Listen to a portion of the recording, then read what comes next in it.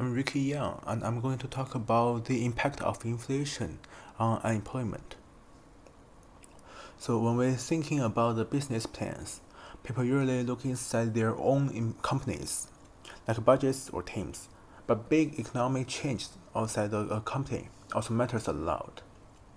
So, understanding how inflation and unemployment work together is very helpful for any business. And we look at the background. Between 2018 and 2024, the Australian economy changed a lot.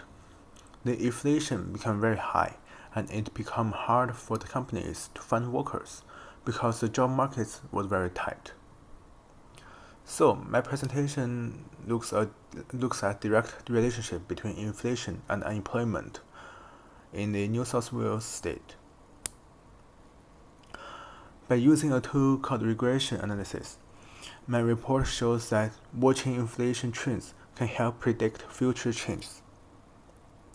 I believe this is a great tool for workplace planning and keeping good employees when the economy is growing too fast. And to make sure the analysis is correct, I collected all the data directly from the ABS website. So the first is the trend chart. The blue line shows the unemployment rate, and the orange line shows the inflation rate. This chart clearly shows a strong negative relationship. So look at the middle of the 2020. When the pandemic started, unemployment jumped up very fast and reached a peak of around 7%. However, at the exact same time, inflation dropped to its lowest point at minus 1%. But looked at what I found later. From late 2021 and through the 2022, inflation went up quickly towards 7.6%. Because the economy was very active, this high inflation pushed the unemployment rate down to the historic lowest number. This is the growth rate chart. I use the unemployment rate and the inflation rate to conclusion to the unemployment growth rate and the inflation growth rate. The quarterly data proves my thesis that the growth rates of inflation and unemployment usually move in opposite directions.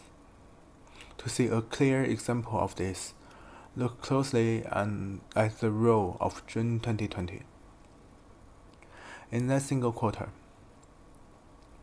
I observed that the inflation growth rate dropped by a massive 152.6%, and at the exact same moment, the unemployment growth rate jumped up by 39.2%. These big percentage changes show me that these two economic factors are very closely connected to each other. This is a part of regression. To test this relationship more carefully, I ran a regression analysis model. I want to see exactly how inflation affects unemployment. So let's look at the main numbers from the Excel output on the slide. So the first multiple number R is 0.853, which means there is a very strong connection.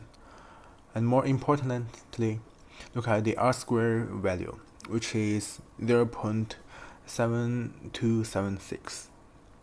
This number tells me that the inflation alone can explain about 72.8% of the change seen in the unemployment rate. Also, this model highly significant because the p-value is basically 0, which is very below. And this proves that my results are real and not just happening by random luck.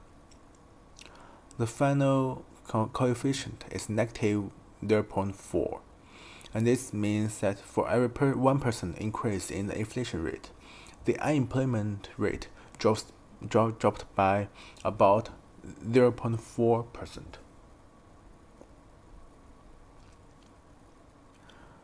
And to the conclusion, the data skills and predictive tools from my presentation are very useful for human resource analytics and strategic workforce planning in large companies. When managers see inflation going up, they can expect a very tight job market. So this allows them to plan early and fix their hiring budgets before it comes too hard to find workers. On a personal note, this project helped me grow a lot.